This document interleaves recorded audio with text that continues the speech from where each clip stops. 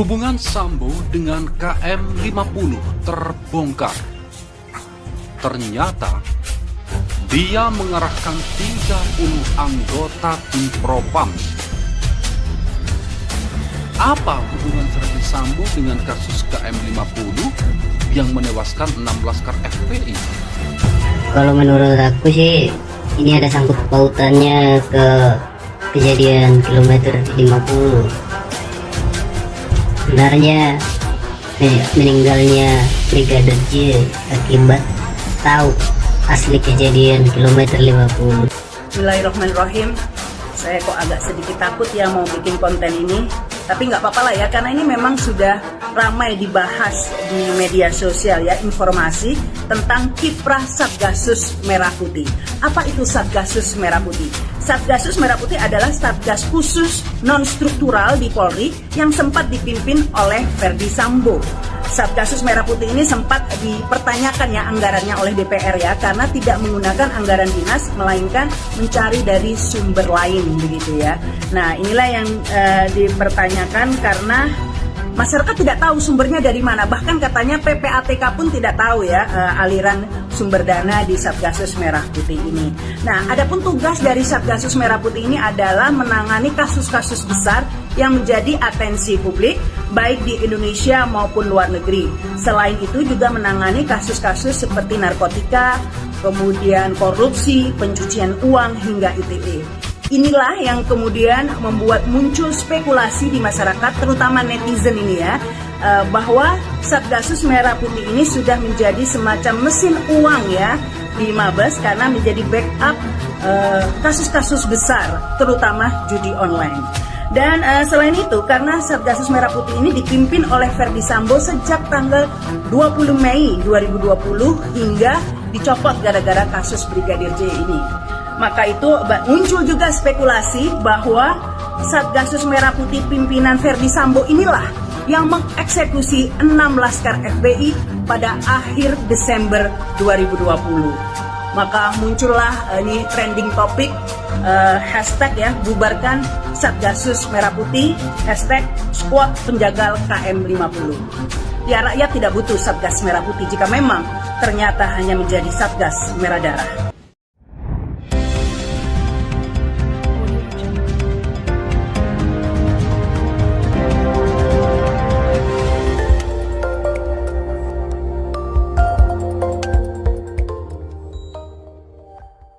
Hubungan Sambo dengan KM50 terbongkar. Ternyata dia mengerahkan 30 anggota tim Propam. Apa hubungan Ferdy Sambo dengan kasus KM50 yang menewaskan 6 laskar FPI? Dilansir tribunnews.com. Irjen Ferdy Sambo sempat menangani kasus KM50 yang menewaskan 6 laskar FPI pada 6 Desember 2020. Nama Ferdy Sambo tengah menjadi pemberitaan di berbagai media terkait kematian Brigadir Nopriansyah Yosua Huta Barat alias Brigadir J. Banyak masyarakat yang mengaitkannya dengan peristiwa KM50 yang menewaskan 6 laskar FPI di tol Jakarta Cikampek. Pada kasus KM50, Irjen Ferdy Sambo menjabat sebagai Kadif Propam yang menangani kasus tersebut. Irjen Ferdy Sambo saat ini mendapat mutasi jabatan dari Kadif Propam menjadi Pati Yanma Polri. Ketika menangani kasus KM50, Irjen Ferdy Sambo mengerahkan 30 anggota tim Propam untuk mengungkap kasus tersebut. Ia menegaskan keterlibatan divisi Propam dalam kasus ditembaknya 6 anggota laskar FPI bukan karena indikasi pelanggaran, namun bertugas memeriksa penggunaan kekuatan sudah sesuai perekat atau belum. Tugas Irjen Ferdy Sambo dalam kasus KM50. Irjen Ferdy Sambo saat itu melakukan pengawasan dan analisis bersama Propam Polri. Kasus KM50 berakhir dengan sidang putusan majelis hakim yang memvonis kedua terdakwa bebas. Kedua terdakwa tersebut yaitu Bribtu Fikri Ramadan dan Ibda Yusmin. Dua terdakwa kasus KM50 bebas. Majelis hakim dalam putusannya menyatakan Bribtu Fikri dan Ibda Yusmin terbukti bersalah melakukan tindak pidana penganiayaan hingga membuat orang meninggal dunia. Namun, kedua terdakwa tidak dijatuhi hukuman karena alasan pembenaran, yakni menembak untuk membela diri, seperti disampaikan dalam pledoi atau nota pembelaan kuasa hukum. Menurut penjelasan Hakim Ketua Muhammad Arif Nurianta dalam KUHP, alasan pembenaran terdiri dari beberapa poin. Poin tersebut ada yang menyebutkan perbuatan yang dilakukan karena pembelaan terpaksa dalam pasal 49 ayat 1 KUHP. Hakim menyatakan perbuatan terdakwa sebagaimana dakwaan primer dalam rangka pembelaan terpaksa melampaui batas. Kemudian Hakim pun memutuskan melepaskan terdakwa dari segala tuntutan hukum. Juru bicara Habib Rizik, Damai Hari Lubis, menyoroti kasus kematian Brigadir Nopriansyah Yosua Huta Barat alias Brigadir J di kediaman Kadif Propam Polri nonaktif Irjen Pol Verdi Sambo. Ia berharap Polri tidak berburu-buru dalam proses penyelidikan dan penyidikan kasus tersebut. Damai Lubis mengatakan semua proses harus dilakukan secara profesional dan transparan agar tidak menjadi kejanggalan di masyarakat. Terlebih, jangan korban yang meninggal dunia justru dinyatakan menjadi tersangka seperti awal peristiwa anggota Laskar FPI yang tewas ditembak di tol KM50 Cikampek, Jawa Barat. Dalam kasus KM50, Barreskrim Polri menetapkan 6 anggota Laskar FPI yang tewas dalam baku tembak di tol Jakarta Cikampek sebagai tersangka. Namun status tersangka ke-6 Laskar FPI itu gugur setelah polisi menghentikan kasus dugaan penyerangan tersebut. Oleh karena itu, Damai Lubis meminta Polri membuka proses penyidikan agar kepastian hukum benar-benar terwujud. Menurutnya, ada banyak keganjilan informasi yang berkembang di publik, termasuk pemberitaan terkait kronologi peristiwa hingga menewaskan Brigadir J. Damai juga mengingatkan jangan sampai pelaku penembakan bisa bebas dengan dalih melindungi diri saat insiden itu terjadi. Kasus KM50 yang ditangani Irjen Sambo minta diusut lagi. Ada hal janggal mirip tewasnya Brigadir J. Nama mantan Kadif Propam Polri, Irjen Verdi Sambo, tengah ramai diperbincangkan seusai kasus tewasnya Brigadir J di rumah dinasnya mencuat. Banyak masyarakat yang mengaitkannya dengan peristiwa KM50 yang menewaskan 6 Laskar FPI di tol Jakarta Cikampek. Masyarakat meminta agar kasus tersebut diusut kembali lantaran ada kejanggalan. Diketahui, dalam menangani kasus KM50, Irjen Verdi Sambo menjabat sebagai Kadif Propam.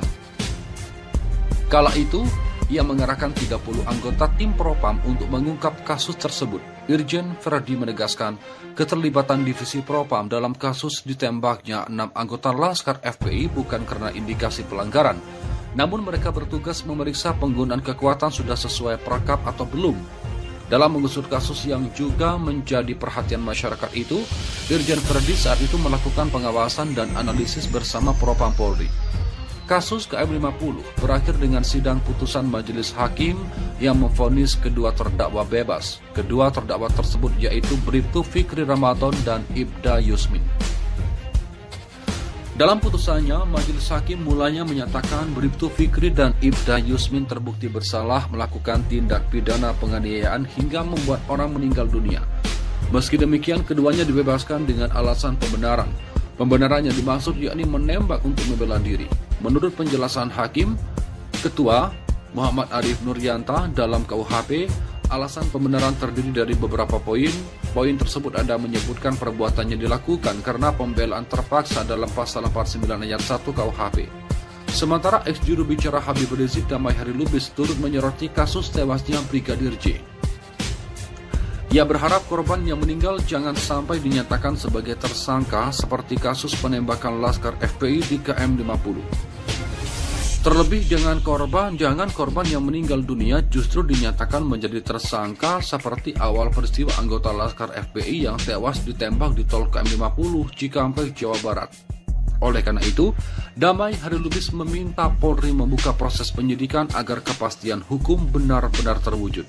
Ia juga mengingatkan jangan sampai pelaku penembakan bisa bebas dengan dalih melindungi dari diri saat insiden itu terjadi. Kasus Brigadir J Verdi Sambo dikaitkan dengan kasus KM50 yang tewaskan Laskar FPI.